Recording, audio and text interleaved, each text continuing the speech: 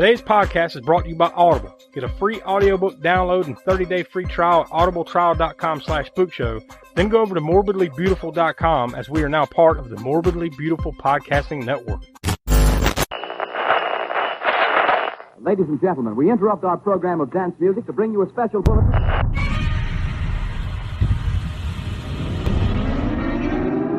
Officials have declared a state of emergency. Everybody they kill gets up and kills. Residents are advised to find a safe place and stay there. Execute Code Red. The Doomsday Machine. We celebrate our Independence Day.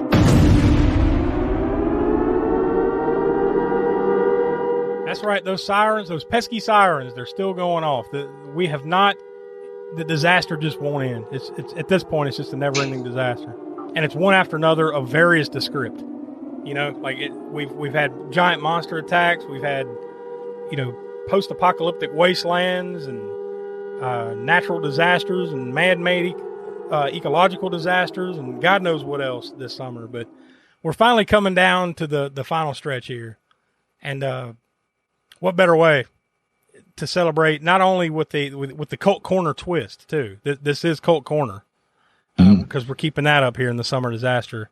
Then with Snakes on a Plane from 2006. Now I believe this was like a wheel spin thing, right? Like I don't remember how we came upon it. It's been so long since we laid this out.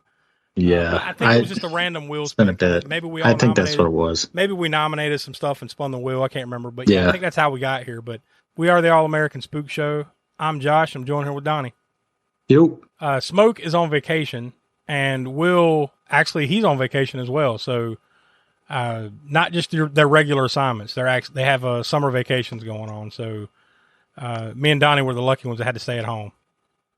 So, yeah. Our prize, Snakes on a Plane. Yeah. This was, well, we'll get into it. We'll get into it. But this is, I think one of the plot points here, one of the things that we do need to discuss here in a few minutes is like whether we don't always ask this question, but I think this is one that needs to be asked for this. Does it hold up? To borrow a turn of a phrase from our friends over at the Cinema 9 podcast, because this is one I don't know. We'll get into it, but we'll leave that there for now. I guess my first question is, have you saw this back in the day, right? Like this isn't the first time. I did. Yeah, I saw it back in the day, and yeah. Yeah, but and this isn't the first time I've watched it either. Like I saw it back then. I'm hard pressed to remember if I ever sat down and watched it again. I'm betting I probably did watch it a second time at some point, but it's been a while. Either way, it's been a long time if I've watched it twice.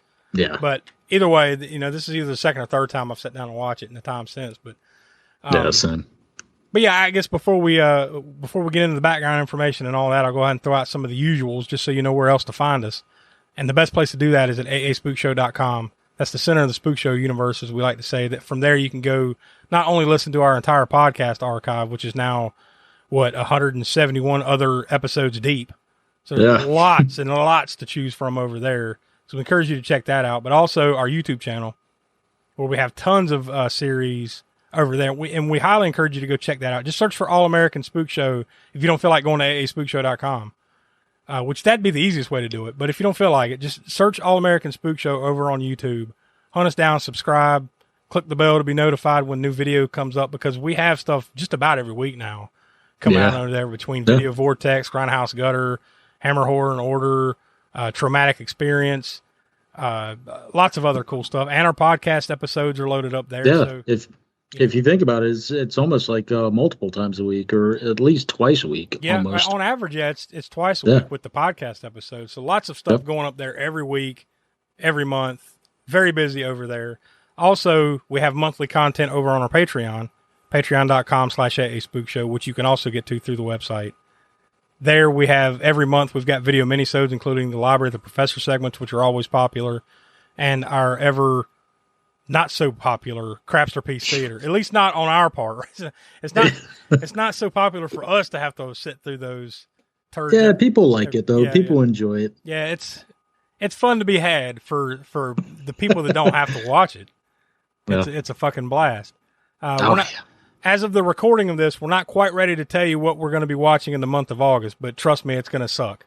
I can guarantee you that. But that comes out just in a few weeks on August 25th over on patreon.com/spookshow.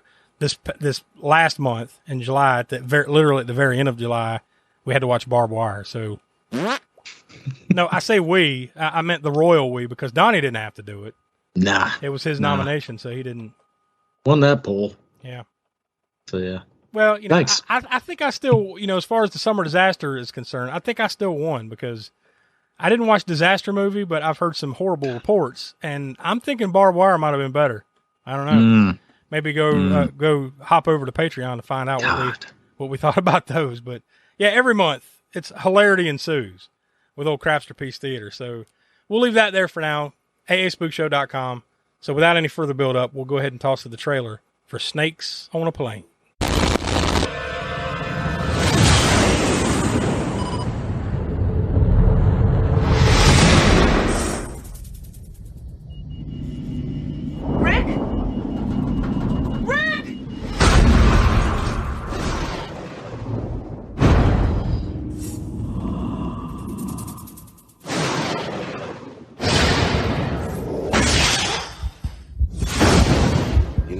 Security scenarios we ran.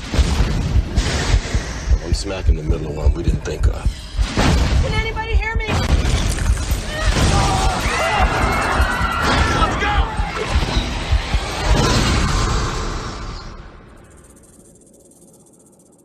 Shh. Did you guys hear that?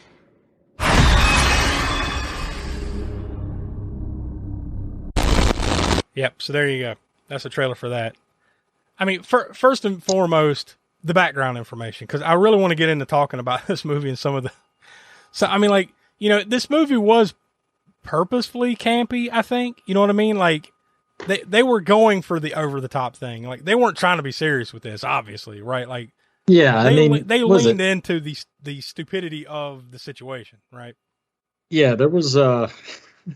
was it that? I guess there was some conversations that, and I think it was Samuel L. Jackson's agent. He said, "No, we have to get the title change, because there's no way Samuel L. Jackson will work on a movie with this title." And he responded, he's like, "No, that's exactly why I took the fucking role. I know what the movie's titled." Yeah.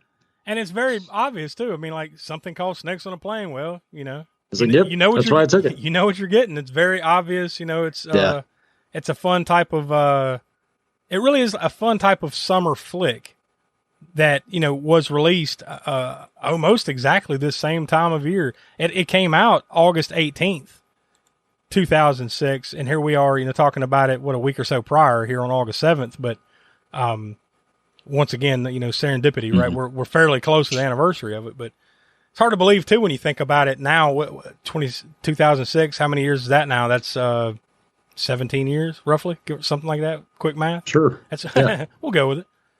It doesn't seem that long ago, It really doesn't. It really doesn't. And because I remember this kind of, I'm not saying this was a big deal or anything, but I remember everybody kind of laughing, like, holy shit, Samuel L. Jackson's in a movie called Snakes on a Plane, and I'm tired of these motherfucking snakes on this motherfucking, that was a thing that everybody quoted it. Yeah. Everybody laughed about it, and it was a thing for that summer. So that just doesn't seem like it was fucking 17 years ago. But yeah. But anyway, some of the background information I found, there were a number of other titles for this. There was the funniest one. There was a fake title, and I'm assuming they just put this out there to, just mess with people. But the fake title was Anaconda 3, which, works, for what this ended up being, but obviously not part of that lineage. Not to mention too, Anaconda being one of the most notorious crap movies of the 90s, right? So I'm sure they were kind of playing into that. Pretty sure I saw that in the theater as well. The original, the first Anaconda movie. Yeah. The original script title for this movie was Venom, and obviously they changed it to Snakes on a Plane. Yeah. But there was a number of working titles that were all some variation of the same title. Pacific Air Flight 121. That was a working title. But there was also one called Pacific Air 121. And then there was another one just Flight 121. So it was all variations of the same title. But yeah, obviously they picked the right one because all those suck. You know, not to mention that sounds more like a real situation. Like, Yeah. oh damn, what happened on Pacific Air Flight 121? You know, that's too serious for what this movie ended up being, right? So, I think they picked well. Yeah. Like I mentioned a few minutes ago, it was released August 18th, 2006 by Mutual Film Company. That was the production company, and distributed by New Line Cinema. Of course, this, you know, if you've ever seen it, this movie's rated R with a total runtime of 1 hour and 45 minutes. On IMDb, it's listed as an action, adventure, crime. Although I will say you could probably add a horror into that. You really could, because there are some horror elements here, right? Yeah. It's probably a good time, too, to mention that if you have not seen Snakes on a Plane, you might want to hit pause, go check it out, and come back, because we're going to spoil it. Because there's too much to talk about here without spoiling the movie. So we should put that out on Front Street, that we are a spoiler-filled podcast. So if you haven't seen it, and you want to check it out, now's your chance, and then come back and listen to the rest of this. It was filmed in Vancouver, British Columbia, Canada, and parts in Honolulu, Hawaii, and a couple other spots for a budget of $33 million, which is a lot. But then again, you know, you see what it went into this, probably post-production wise. You could probably see that's where a good portion of it went. And it went on to make a worldwide gross of $62 million. So a success, although not a rousing success, a success nonetheless. I've got the top 10 in the box office. This is an interesting top 10. These are always fun when we have them. Number 10, Pulse. Number 9, in its opening weekend, Material Girls. Number 8, Pirates of the Caribbean, Dead Man's Chest. I'm not sure which sequel of that I have was. no idea. I don't know where that was in the lineage, but it was in its 7th week and it already cracked $400 million. But that was one of the big summer tentpole movies that year. So Blockbusters. Yeah. Number 7, Little Miss Sunshine. Number 6, Barnyard. I think that's an animated flick. Yeah, sounds like it. Number 5, in its opening weekend, Accepted. I think that was one of those like college frat comedy type deals. Number 4, Step Up. Number 3, World Trade Center. Boy, what a juxtaposition to compare some of these movies to each other. You want to go see Barnyard or World Trade Center? Know how it ends. Let's go watch Barnyard. This is the awesome one. Number 2 in the box office this week in its 3rd week. Talladega Nights, the Ballad of Ricky Bobby. Oh, that'll be on Cult Corner, sure. Oh, yeah. Eventually, yeah. It's only a matter of time. Or we'll get it on somewhere in one of these shows that we do.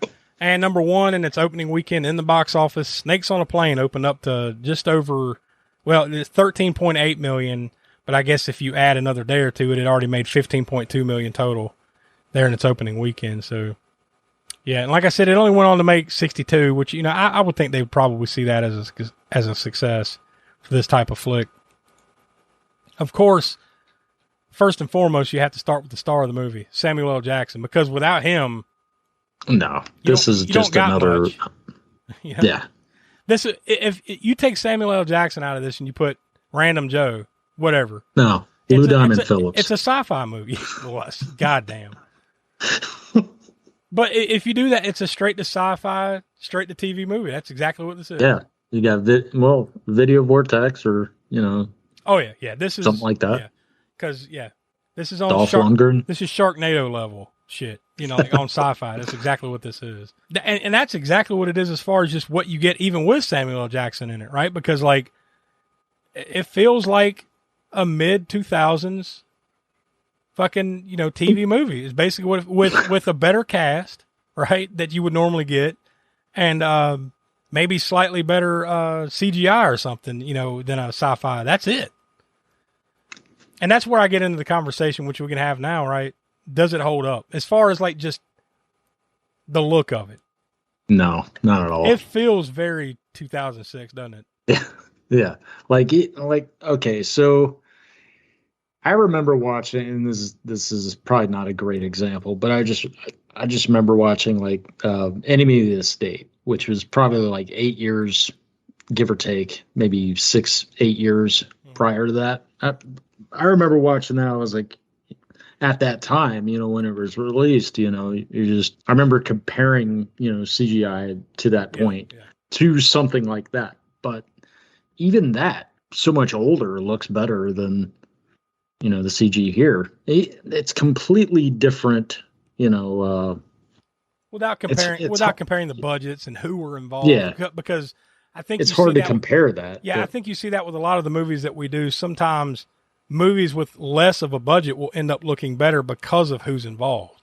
So, I'm not shitting on the people that made this, per se, just that like sometimes, you get what you pay for, so to speak, right? Like, if it's something with Zack Snyder or James Gunn or something from the same time period, it's probably going to look better now than, this does now, as this was directed by David R. Ellis and other people that, moved on to not much of anything, so that plays into it to me. There is, I think you get a good cast here, and there are some practical effects in this movie, because I did because I have the DVD of this, and I decided to watch a couple of the little extra features or whatever, and I watched one of the they had about a 18-minute long making of documentary on there, more of a featurette really, and there were snakes, like real snakes, used in this, but I think what they found was they could not get the real snakes to act crazy. Right, they couldn't get a real. And why would you want that? Well, though? I get why they wanted it to be like it was on, like here's snakes on crack is what they wanted. So like they couldn't get real, the trained snake, so to speak, to move that fast and act like that. So think about what you just said. Trained snake. Well, they're not. I say trained. What I mean is they are non-venomous. They didn't have any venomous fucking snakes on the set. That being also said, snakes don't act like this, right? Like in real life, snakes don't fucking act like this, So I think even like in this scenario, like we can't rile them up enough to make them act as crazy as we want. So then they had to CGI the craziness in there. And this is where you get into that weird uncanny valley area of CGI, right? Where like it's not as advanced in 2006 as it got here in 2023, obviously, right? So when you look back on it now, it's like, oh boy, that sucks. You also have to put it in the perspective of when this came out, so you can be, I can be forgiving, but the look of it, does it hold up? Not so much. And it really feels just beyond the CGI. It just feels so damn mid 2000s with from the music to the, and there's nothing wrong with that. It just, the only thing you're missing is like a music video with a fisheye lens. Yeah. Well, you get a music video. All right. And we'll talk about that. Anyways. Yeah. Samuel L. Jackson. What do you need to say? There will probably be a Spook Show Spotlight episode coming for that man one of these days, right? Like, no doubt. Even though he hasn't done a lot of horror movies, I think we can still justify it just because he's literally one of the best, most well-known actors of the last, 30 years. I mean, he's a fucking treasure. It also stars Juliana Margulies as Claire, Nathan Phillips as Sean, and boy, that guy just feels like that's the guy that basically starts the whole thing. He just kind of feels so throwaway, right? Rachel Blanchard as Mercedes, Flex Alexander. Remember, he's the rapper. He stars as 3Gs. Nice little surprise that I'd forgotten about in so long. Kenan Thompson as Troy, one of the kind of bodyguards or whatever of old 3Gs there. He's in it. Lynn Shay, who's got a long list of horror credits, which I don't know. I guess maybe that I don't want to give anything away. Maybe not for your connections later on, cult connections, but I don't know. She's been in some stuff. Yeah, okay. I was about to say, I'm surely we've crossed paths with her. Well, at some point as far here as on the show, but we'll get to that. Oh yeah, okay. Tons of other character act, lots of like we say this a lot. Oh, it's that guy and that girl. Stuff you've seen them in other stuff, but they're not big names and stuff. But I think cast wise, it's a pretty good put together cast, and David Koechner too, right? I mean, he's been in a ton of comedies. Oh yeah, he's the co-pilot, right? Mm. And of course, who can forget the unlimited cast of snakes? Some that just have to be made up, like they don't look real. I don't know how scientific they got in the CGI snakes, but some of them, they don't. I don't know. Some of them don't look real. Like they don't look like a real existing snake. Yeah. Yeah. There's you also mentioned just the type of cast that this has. There were some additional, I guess. Well, yeah, you could say they're well known, but I guess their scenes got cut from the movie. There was Paris Hilton, You mean like cameo? These were like supposed to be like cameos or something? I don't know if it was cameos, but yeah, I mean it may have been, but Paris Hilton and R. Kelly. Which you basically get, and maybe that's why they're not there. You basically get those roles in what Mercedes is basically Paris Hilton, and the rapper 3Gs. He's basically right. You know, so you're kind of getting those characters. Give or anyway. Take. Yeah. Yeah. I mean, it could have been, you know, just reshot because there were several. I want to say several. I think they shot from. I think they wrapped in August, and then they reshot. You know, some scenes in March of the following year in 06. Thank God Paris Hilton wasn't. And I only say that just because, I mean, would it have really made it any better or worse? Who fucking knows? Who cares? But that just would have made one more connection to House of Wax, and then I got to think about House of Wax. So just, you know, thank God for that, I guess. But then again, you never know what's going to come. Then again, here we are. So fuck me. It's refreshment time. And our refreshment stand is loaded with good things to eat. There's crispy, crunchy popcorn and hot, delicious buttered popcorn. Lots of candy and frosty, refreshing cold drinks. Why not treat yourself at the Refreshment Center now? For you, the listeners of the All-American Spook Show podcast, Audible is offering a free audiobook download with a free 30-day trial to give you the opportunity to check out their service. So I hopped on over to audible.com and I typed in snakes on a plane to see that would come up, and just these first two, that's all you need to know, because really that's about it anyways. I think the other ones are like fucking podcasts or something. I don't know what those are, some radio stations, but yeah, we've got On the Plane of Snakes, not airplane, but plane, like a desert, a plane, Plain, by Paul Theroux. That one is almost 20 hours long, so that's right up your alley, man. Nah. And then we've got Bad Motherfucker, The Life and Movies of Samuel L. Jackson, the coolest man in Hollywood, by Gavin Edwards. That one's 11 and a half hours. So yeah, I would definitely give that one a listen. So, if any of that, either of those, I should say, reach out to you, and you got to listen to them. Hop on over to audibletrial.com/spookshow. Again, that's audibletrial.com/spookshow for your free audio book. So now I'm going to hop back on over to IMDb, and I'm going to click on plot summary. Because ChatGPT is probably just going to come up with some asinine answer. So I'm just going to skip that this week, because I'm sure these are going to be good enough. And we've got a few here. So we got the brief one. An FBI agent takes on a plane full of deadly venomous snakes, deliberately released to kill a witness being flown from Honolulu to Los Angeles to testify against a mob boss. There's 4 or 5 more, but I'm just going to read one of the longer ones. This was submitted by Red Commander 27 over on IMDb. A young man named Sean Jones witnesses vicious, powerful mobster Eddie Kim brutally murder a prosecutor bent on putting the crime mogul behind bars. Soon, Kim's men raid Jones's house and attempt to kill him, but are stopped by Neville Flynn, an experienced FBI agent who convinces Jones to fly to L.A. to testify against Kim.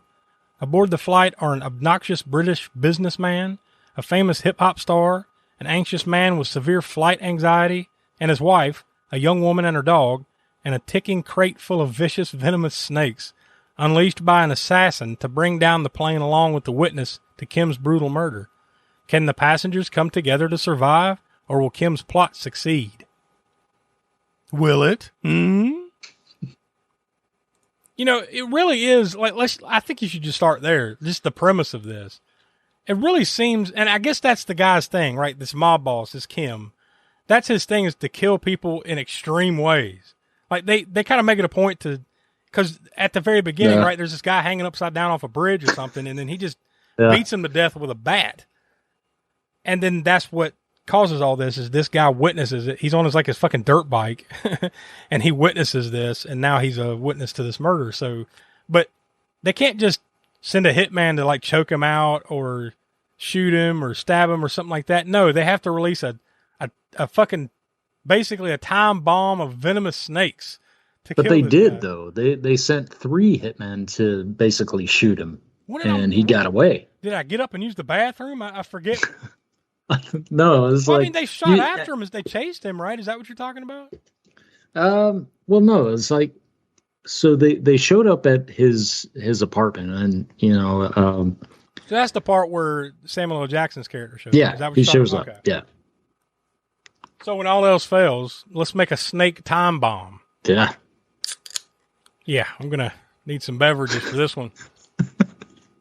I mean,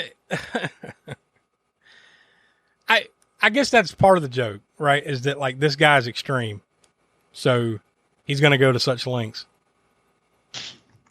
Well, and also like kind of going back, because if you go back to there's actually a spot just after Samuel L. Jackson shows up and basically saves Sean from these henchmen, I guess, and then he gets interrogated.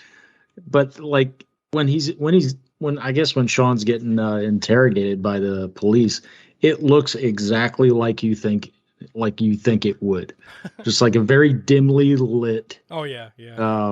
Interrogation room, bare light bulb. Yeah. They didn't have any time for subtleties. They're just like, yeah, let's just play all the stereotypes. Let's just play all let's just make it look the way you know it's supposed to look. Yeah. And of course, there's a dog on the plane. Yeah, well, of course. You spend the first little bit, once you get past this is what has led us to the plane. Once they get on the plane, basically, they kind of take over first class, right? Because they don't want anybody else to mess around with this witness. He's the one guy. So they kind of have first class all to themselves, and everybody else has to stay coach. And this is where you're introduced to all the characters getting on the plane. Everybody bitching like, oh, I'm supposed to be in first class. This is the character work part, right? You get to know everybody on the plane, and you got the Paris Hilton type woman that brings the little Chihuahua dog on there. You get the rapper with his two of his guys that are with him. The guy that doesn't want to fly, the kids, so you gotta worry about the kids the whole time, So you get all the stereotype roles in order, right, before you finally get into it. And that's when they release it, for lack of a better term, it's a snake bomb, right? Like it's like a time release little compartment thing down in the cargo hold that releases all the most venomous snakes on the planet all at once. The thing is, do you think that any of this, if this happened in real life, would it happen this way? Like, I mean, obviously it's sensationalized. Yeah, well, they turn it up, but they turn it up to 11 and broke off the knob. I get that, but I mean, like, if you released, and how many snakes? I mean, god damn, there was 1,000 snakes in that crate. Yeah, it was a lot. That was a lot, but also they seem to be of like different varieties of venomous snakes. Wouldn't they just freaking kill each other? I'm sure some of them would. I mean, there was what was that big one? Was that a python or a boa constrictor? That was I think it was a python, Burmese python. Huge. Yeah, it was like that one right there would have 20 foot. That would have ate half the crate by itself, I would think, before it even gets time release. Wouldn't you think? I don't know if the snakes eat, like those type of snakes eat other snakes. I don't know, but either way, I don't know if it would play out like this. Like, it would definitely be crazy, but I don't know if it would be this crazy. Like, fucking snakes jumping out of every compartment, jumping out of the when they release the masks, they fall down with the mask. I mean, like the barf bag. Yeah, that's your list right there of the notable kills, right? Like, you get the fucking the barf bag snake. That is beautiful. The one that bit the woman on the tit. It just like, and you assume anytime, like, not every time, but most of the time when somebody gets bit, they die, right? Like, well, check that person off, they're dead. Oh yeah, probably the most. I mean, if you just want to rattle off the kills, well, there's a shit ton to go through. I mean, yeah, there's quite a bit. You got the guy, probably in my opinion, the best kill is the guy who gets snake bit on the dick. Yeah, well, the accompanying line to that, his quote, when the snake, he's taking a leak, and the snake, he opens up the toilet, right, and the snake jumps out and just right on the dick, and then the line is, "Fucking snake, get off my dick." Now, okay, you're in a airplane, not even thinking that a snake is a possibility, right? Like, that is not on your radar. You're on an airplane. You open the toilet and a snake jumps out and bites you right in the groin, right? is your first inclination going to be freaking out and smacking it, or is it going to be fucking snake, get off my dick? Is it going to be a clever line? Because that is so over the top and ridiculous. Well, I mean, it might be line of the movie.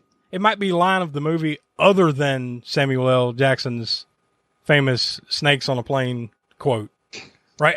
I mean, there's a number of pretty good lines in here, but that's got to be one of the better ones. Yeah. Well, there's also plenty of other good ones, but kind of large woman who's getting felt up by the snake. Just getting it felt bites up her by in the the snake. eye, didn't it? Like, yeah. Takes her out. Some of these I was remembering as it's going along. Like, you know, like I hadn't watched this in a long time, so I'm like, oh yeah, that one. You know, the barf bag, the dick, you know, like all this stuff. The one one of the ones that I forgot though was the guy getting the fucking shoe heel to the ear. Yeah, that was brutal, man. Like, it's a stampede. Everybody's running and going crazy, and this woman's got high heels on, and this dude falls, and she steps on him and breaks her fucking heel off in his ear hole. Yeah. Damn. Yeah. There's also the one where I guess it's one of the flight attendant guys. He throws the snake in the microwave. Yeah. Like straight out of Gremlins. Yeah, yeah. Well, it was very effective, and I got to say, like, I probably would have kept doing it as much as I could. Like, put them in the microwave. Yeah, just keep grabbing as many snakes as you can. Just fucking throw them in the microwave till the microwave don't work anymore. Take out a little bit. We don't condone putting snakes in the microwave. So, disclaimer: don't hurt the snakes. Yeah, don't flag us, Peter. And also don't hurt dogs, because that gets Donnie upset. Yeah, that's when the python shows up, and then the douchebag guy, you know, the businessman nobody likes. He just grabs a dog and just hucks it right at the fucking snake. And it doesn't slow it down or anything either. It's just like, fuck this dog, you know. And then the fucking thing just rolls up the dog, but then it turns around and grabs a hold of him. Oh yeah, it does it does the constrictor thing, and then puts it starts swallowing him from the top of the head. I thought for a second there, just a split second. Once again, I didn't remember everything that happened in the movie. I was thinking just for a second there, we were going to see this dude's head explode, because like he's getting constricted, and it's like his eyes, you know, like the blood's rushing to his eyes and shit. I'm like, oh my God, his head's going to blow up, isn't it? His head's going to blow up. But now the snake just kind of started eating him from the head down, you know. By the way, I think it did, didn't it? Like, I think you see it begin, and then they just kind of move on to other action going on. Yeah, but it gets up to like his eyes. Well, I was thinking like in that scene a little bit later on when they have to blow a hole in the side of the plane and the snake starts getting sucked out. Don't you see him fly by with the fucking python still stuck on his head? Like, see, I don't know. I think it did. Like, it was like you see the python. Like, yeah, and I think it had a dude in him, or at least like he's still eating the guy as it gets sucked right out of the side of the plane. I'd have to go back in slow mo. It happens pretty quick, but I would say if there's one thing that I did like, you know, as well as, you know, some of these notable kills, is that, you know, definitely the kids aren't safe either. No. You know, it didn't. I mean, sometimes you do have to appreciate that, you know, when they're willing to go there, because they did. There's two, what would you say, 8, 9, 10, 11-year-old kids. Something. They're brothers, and one of them just gets bit on the arm, and then the rest of the movie is just sitting there with a gigantic arm. I think they did a pretty good job too of what the damage would be like if you got bit by some of these things, right? Like, yeah. Because some people, it would be instant death. Some people would probably survive for, you know, really long times, you know, even without the anti-venom or whatever. Other people, like, their arms are becoming, like, gigantic. Their faces are puffing up and stuff. So, like, I think they properly depict the reaction to getting bit by some of these snakes. But what did you think of the premise of how they make the snakes go crazy? Like, with the there's like pheromones on the lay. Pheromones, yeah, like they put them on the flowers, the lay, and then they're in the cargo hold, I guess, and then it's just getting blown around through the air conditioners. Well, yeah, I mean, I guess, you know, if you really think about what Samuel L. Jackson says He says snakes on crack. Yeah. They should have had, fucking crack in there, So this is an early test for cocaine bear, is what you're saying? Like, yeah. they could have just fuck cocaine it. Snakes. We're not going the pheromone route. They could have just drugs. Just threw a bunch of heroin in the crate and just let them go to town. Because that would have, pheromones. I guess, maybe it's. I think they were just trying to find some way to make it make sense that these snakes are acting this way, because snakes don't act this way. Like, I think in real life, snakes would they'd find a deep dark hole and hide there. For the most part, that's what they would do. They wouldn't just start attacking people like everything you open up, they fly out and they wouldn't. I don't think by and large they would do that. Only when threatened, right? Isn't that usually how snakes are? So I guess. I don't know. I mean, we're overthinking it. It's snakes on a plane, but I guess it's as convenient a reason as any as to why they're acting like this. So it works. Oh yeah. Also, one of my if you can have really favorite parts, but I would say one of the most notable parts was when Maria, the I guess the mom or whatever that was. Yeah. There's this kid. One of the kids had a bite to his hand, and she's like, I gotta suck the poison out, but you gotta do it with like olive oil or something. Yeah. Anyway, she drinks some olive oil, and then she starts sucking the venom out of this kid's hand. One of the bodyguards is looking on. He's like, yeah, that's what I'm talking about. Yeah, because he had been bit on the ass. So he's got an ass situation going on, and like, because I think somebody, that's what it was. Like, somebody's gonna suck the poison out, and like the male stewardess is like, I'll do it, and they're like, no, he's being goofy about it, and then when he sees her doing that, he's like, yeah, that's what I'm talking about. Oh, Big Leroy, that's what. He's willing to let her suck the poison out of his ass, but yeah. Then eventually they've got to do an emergency landing, obviously, because you can't have this situation go down without a big emergency landing of a plane. The pilot dies first, fairly early on. David Koechner's character, he's the co-pilot, and like he survived for a while. Like he even got rolled up. Yeah. He got rolled up a couple of times and still kept coming back with like a giant arm and everything. Then eventually, like some more snakes get into the cabin and kill him. So like. Now they've got nobody to fly the plane. So they reach out to Kenan Thompson's character, Troy. He's one of the bodyguards. He's going to fly the plane. What is his credentials to fly a plane? He said he logged 2,000 hours on like fucking Microsoft Flight Simulator.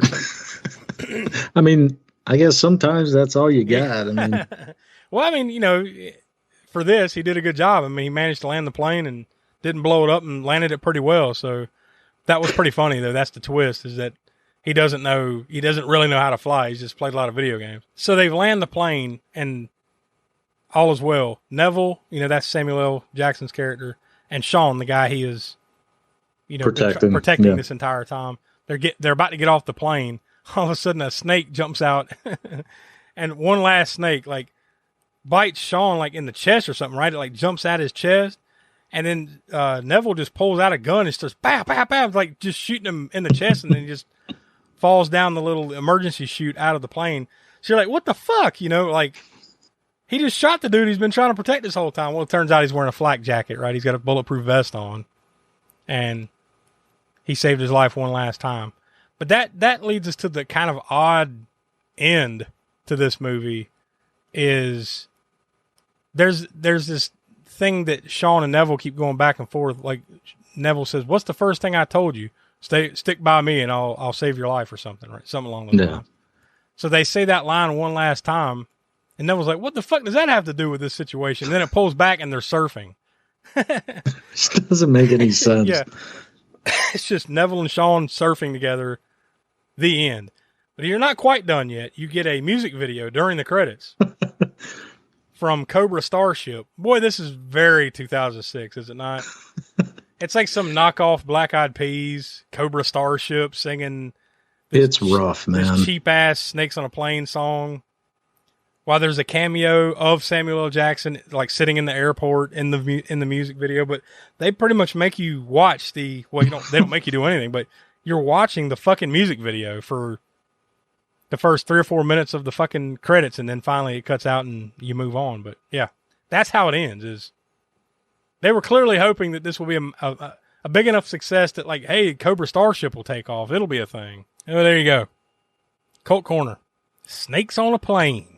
I hate that Will and Smoke couldn't be here for it. Yeah. I'm sure maybe they don't necessarily hate that they're not here for it. This ain't Crafster piece, but it's, it's a fringe type of flick. I'll say that. Like, you could see this on Craft. I don't think it is, but you could see this on Crafster piece, right? Yeah. I think it's a fair assessment I to. think Snakes on a Train is that's been nominated for Crafster piece, and that's probably more appropriate because I'm sure it's got to be way worse than this. But I guess I'll go first with my star rating. It's not good. It's not a good movie, okay, but it's a fun movie. It's a movie you can have fun with. So as long as you got fairly low expectations, is like, this isn't like great cinema, but you know what, you're going to see over the top, like, insane action type stuff with some mid 2000s CGI, and you're going to get Samuel L. Jackson doing his thing, and Keenan being pretty good, and a few others. If you know what to expect and you don't have high expectations, I think you can have fun with it, although it's not a great movie. So I just think, and we're also grading this on the Cult Corner scale, so it's a little different. I'm going to say 2 stars. That's where I'm going to land with it. 2 stars, and that doesn't sound very high, but I think that's kind of giving an extra star for just you have fun with it.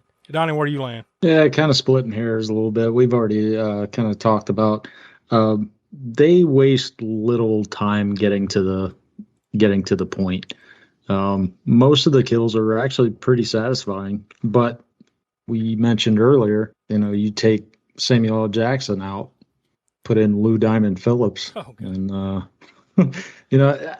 Samuel L. is really the he's the only reason I'm giving this movie an extra star. So I'm gonna go 2 1/4. Yeah, I mean, like I said, splitting hairs. Yeah. I mean, I could see it. I could see it either way. You can make an argument. It just depends on what you're in the mood for, too. You know what I mean? Like, if you're in the mood for some over-the-top, silly action stuff, this is right I think it falls in that wheelhouse. But if you come into it, even expecting, because it's right there in front of you, it doesn't try to hide what it is. Even if you're expecting that, if you're not in the mood for it, you're probably not going to like it. So... And I'd say Will and Smoke are probably going to, for the most part, agree. But there's fun to be had. There's some funny moments, lots of over-the-top action, fairly good gore, fairly good kills, all that jazz. So I think Donnie and I both agree. And right now, without their ratings, we got 2.1 stars out of 5. So that's probably about right. All right, so for Cult Corner stuff, we don't do the gore score. We don't do the highlight kill and all that stuff. But we still do... Where's the cult connections? Come out and play! Usually we stay away from horror stuff for Cult Corner, but this does have a horror... Oh, let me stop that. I'm sorry. This does have a horror kind of thing to it. So, but that being said, what kind of connections do we got here? Yeah, so basically what we do, we connect the current movie with by any cast or crew. Connections to past Spook Show episodes. So for Snakes on a Plane, on the cast side, we have Samuel L. Jackson was in Goodfellas, which we covered on Cult Corner a while back. And Lynn Shay played the flight attendant. She was in Critters, which we did way back when as well. Yep, I forgot about that. I knew that she had to have come up at some point.